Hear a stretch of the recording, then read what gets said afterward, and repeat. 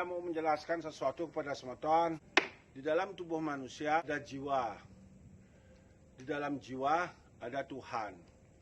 Nah, menurut matriknya alam semesta, menurut penelitian sainsnya, menurut penelitian fisika kuantumnya, bahwa Tuhan ada di inti atom bumi.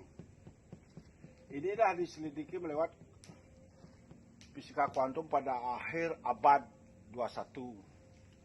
Sebelumnya itu adalah fiksi, teologi, mitologi. Di dalam bumi ini bukan planet, ini ada inti atom. Ini ada neutron dan proton. Kalau di dalam sastranya, kitab Bono Bangsul yang ada di dalam kitabnya Animisme dan Dinamisme, yang telah dimusnahkan oleh pedagang Gujarat, itu terdapat Jiwatman dan Paramatma, dan ada Tuhan. Di sini proton yang bermuatan positif, dan yang di luar tubuh ini disebut dengan elektron Paramatma yang memutari energi ke dalam bumi, dan Paramatma yang memutari energi dalam jiwa. Nah, untuk mengenali Tuhannya, kenalilah Tuhannya pada dirinya. Dari dirinya sendiri, dari jati dirinya sendiri.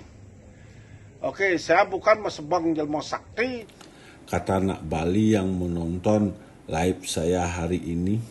Hatinya sakit melihat orang lebih daripada dirinya. Atau saya bukan dukun dan saya bukan orang berlegalitas. Saya adalah hanya menjalankan tugas matrik alam semesta. Saya hanya diperintah oleh kitab leluhur buyut saya yang ditinggalkan, yang diketemukan di atas laut Karang Tengah waktu dia pergi ngewayang.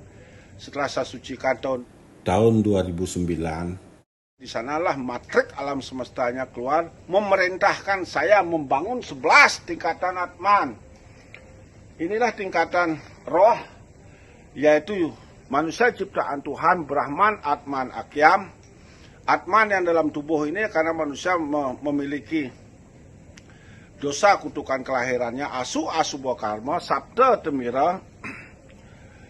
Jadinya itu Atman itu bagi dua, Jiwatman di dalam tubuh, Paramatma yang di luar tubuh. Yang di luar tubuh inilah yang memerintah, yang mengalirkan energi, karena yang di luar tubuh itu disebut dengan Paramatma yang bermuatan negatif. Sekarang wong samar itu adalah Tuhan. Oke. Buta adalah Tuhan, kala adalah Tuhan. Teriat adalah Tuhan, semua itu adalah Tuhan. Pohon kayu pun Tuhan, karena mengurip. Nah, semua yang hidup itu adalah Tuhan. Nah, manusialah ciptaan Tuhan yang paling mulia, yang mengendalikan alam semestanya, yaitu Panca Mahabhuta dan Panca Mahadewa. Manusialah yang memegang peranan. Sekarang manusialah yang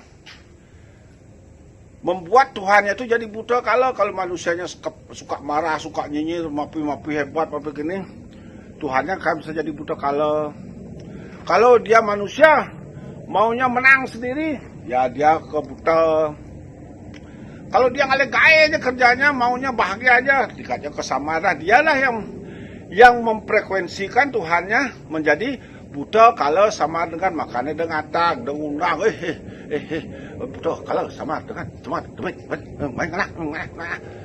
kalau manusianya yang memfrekuensikan itu ya kelihatan energi ganit ya mahal guna ganit ya, berarti itu Tuhannya sudah memfrekuensikan buta kalau sama dengan, dia nggak bisa nampak karena bisa dilihat, hanya halusinasi aja.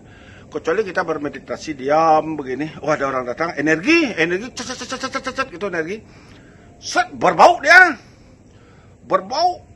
Misalnya kalau Mangsit Sengir dia datangnya dari Tegal Penangsaran, dia berbau dia. Kita seperti bermeditasi tapi kita diam, kita tutup mata seperti tertidur, kita bermimpi melihatan, oh ini yang datang, oh ini yang datang, kelihatan. Kita bermimpi, kita bisa melihat, berhalusinasi lewat meditasi, tapi diam seperti bermimpi. Oke, elektron manusia. Manusia adalah Jiwatman. Dewanya adalah Paramatma. Inilah perputarannya yang mengalirkan energi ke dalam sini. Contoh begini. Ini anggap Paramatma semeton. Nah, ini anggap Paramatma semeton nih. Ini anggap berputar ini. yang memutarkan energi ke dalam tubuh semeton. Nah, semeton diputarnya. Ini semeton bumi karena manusia adalah bagian dari alam semesta adalah bagian dari manusia. Bumi adalah Bone Agung, manusia adalah Bone Alit. Nah, disinilah manusia bagian dari Atman. Nah, sekarang kalau semeton di sini, misalnya kalau gaya kan semeton, seret, mutar dia di Tegal Penasaran, dia memutar mengalirkan energi begini dia. Nah, makanya kalau ada orang sakit bukan amalia, berarti perputarannya ini akan mau meningkatkan menuju ke butal. Perputarannya di sini dia. Oh, gini dia berputar buta dia. Berputar dia buta gitu. Misalnya semeton berdoa semeton tuh bertaropang laku tanah tiang yang mendagang tanah nih ke papayu yang telongaro gitu. Mutar dia ke teriat. Oh, ke ular dia. Ular tuh naga itu kan rezeki. Ah, di sana dia mutar dia. Nah, semeton terus lupa diri, lupa semua, jatuh elektron semeton ke namo. Nah, disinilah kematian. Kalau di sini penuh nih roh, ini roh penuh nih perputarannya penuh, numpuk seperti ular belatung. Sudah dia ke sini agak berkurang dia. Sudah dia ke Tegal Penasaran agak berkurang, dia ke buta berkurang dia ke Kaleb berkurang dia sampai masuknya ke inti bumi. Kalau sudah dia sampai di sini satu udah dia. Nggak banyak lagi karena semeton saya yang suka nyinyir, yang suka ngatak, yang suka itu adalah kita satu dalam inti atom, yaitu satu cahaya, satu sinar. Kita berasal dari yang satu semuanya. Makanya di sini kita harus berbuat. Nah, kan sering saya bilang, oh ramalannya Juru Gede nggak pernah benar. Ya memang nggak pernah benar. Karena saya membangun 11 tingkatan Atman, saya membaca pergerakan bumi. Pergerakan bumi, oh kalau gini-gini, oh akan terjadi air naik. Kalau gumpalan gini-gini, oh akan terjadi gempa bumi. Saya ajak umat pendengar saya ajak eling. Artinya ingat. Kalau sudah kita ingat, dia nggak akan jadi bencana. Kalau kita ingat, dia nggak akan jadi mada malapetaka. Kalau kita tidak ingat, itu akan terjadi bencana. Ngerti semeton? Semeton, gitu. Akan terjadi badai, akan terjadi gini. Nyalakan dupa sudah malah, lakukan mesegah, naga. Begitu dia lakukan pada saat ini akan terjadi gini, saya melakukan dari ritual. Kalau terjadi COVID semeton, berarti itu dari air dari laut itu. Bisa tsunami, bisa virus. Karena dari laut datangnya penyakit itu. Dia akan berupa buta cuil. Dari sini dia menyerang, jadi dia penyakit. Oh, itu semeton. Namo dia. Gitu. Jadi penyakit ya, kita harus ritual. Di mana kita meritual? Dari Catus Pata di Pempatan Agung, biar kiri kanan itu harus imbang dia. Kangin kau kajak harus imbang. Disinilah kita melakukan ritual, yaitu penyembelihan agar yang mengendalikan buta kalau sama dengan itu mendapatkan upah untuk melindungi umat manusia gitu. Makanya bencana tidak jadi di daerah lain, tetap terjadi di daerah kita minim bencananya. Kan pernah ada COVID, tidak pernah terjadi tempat lain terjadi besar COVID kan merosot. Di Bali dan Madura kan nggak terjadi COVID. Di Bali sampai 6 bulan kosong tidak ada COVID, dan di Madura sampai setahun tidak terjadi COVID. Karena kita melakukan 11 tingkatan Atman, titik buminya itu kita lakukan penyeimbangannya biar seimbang. Nah, karena mau semua mangku sakti, nak Bali sakti itu dibilangkan kalau ada COVID, ya sudah.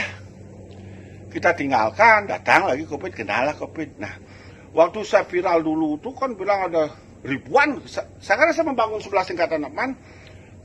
Ini katakan, banyak kan orang meninggal, ribuan kan meninggal. Digitukan saya.